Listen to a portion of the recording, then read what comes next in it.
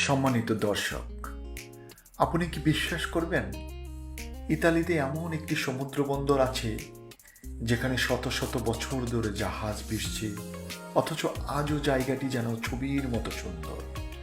আরও অবাক করা বিষয় হলো, এই বন্দরের পাশেই রয়েছে এমন একটি উদ্যান যেখানে দাঁড়ালে মনে হবে সমুদ্র যেন আপনার পায়ের নিচে এসে থেমে গেছে।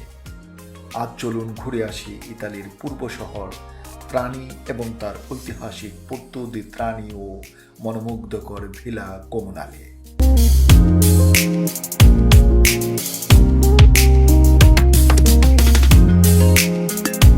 আপনি এখন যে বন্দরটি দেখছেন সেটি শুধু একটি পর্যটন কেন্দ্র নয়, প্রায় 1000 বছরের বেশি সময় ধরে এটি দক্ষিণ ইতালির অন্যতম গুরুত্বপূর্ণ বাণিজ্যিক নৌবন্দর। মধ্যযুগে এখান থেকে ইউরোপে বাজেন্টাইন সাম্রাজ্য এবং মধ্যপ্রাচ্যের সঙ্গে বাণিজ্য চলত। ক্রুসেডের সময় অসংখ্য জাহাজ এখান থেকে পবিত্র ভূমির উদ্দেশ্যে যাত্রা করেছিল। আজও বন্দরের চারপাশে সারি সারি মাছ ধরার নৌকা, বিলাসবহুল ইয়ট, পুরনো ভবন এবং ক্যাফেগুলো অতীত আর বর্তমানকে একই ফ্রেমে দাঁড় করিয়ে রেখেছে। সবচেয়ে মজার বিষয় হলো, সূর্যাস্তের সময় এই বন্দরকে ইতালির সবচেয়ে রোমান্টিক স্থানগুলোর একটি বলা হয়।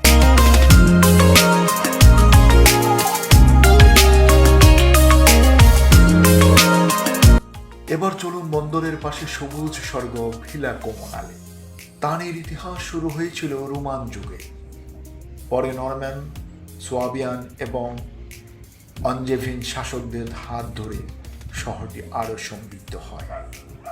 এখানকার সাদা চুনাপাথর দিয়ে নির্মিত ভবনগুলো আজও সেই ইতিহাসের সাক্ষী। ত্রানি শুধু একটি সমুদ্র বন্দর নয়, এটি ইতালির সংস্কৃতি, স্থাপত্য, সামুদ্রিক ঐতিহ্য এবং ইতিহাসের এক জীবন্ত জাদুঘর। উদ্যানটিতে ঘুরলেই আপনার চোখে পড়বে হাজার হাজার বছরের পুরনো কামান এবং হাজার হাজার বছরের পুরনো জাহাজের অ্যাঙ্কার আজও কালের সাক্ষী হয়ে স্মৃতি বহন করছে।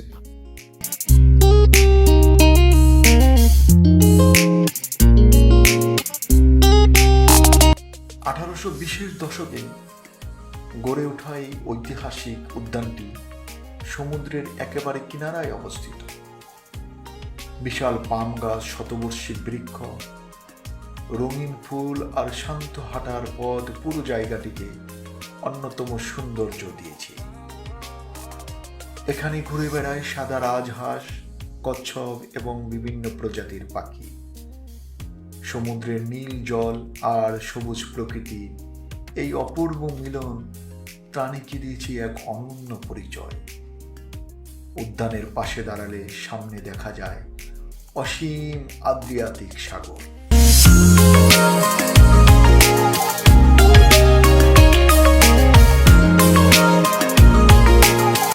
আপনি যদি কখনো ইতালির পুকুলিয়া অঞ্চলে আসেন, তাহলে ত্রানির এই ঐতিহাসিক বন্দর আর সমুদ্র ঘেঁষা উদ্যান ঘুরে দেখতে ভুলবেন না।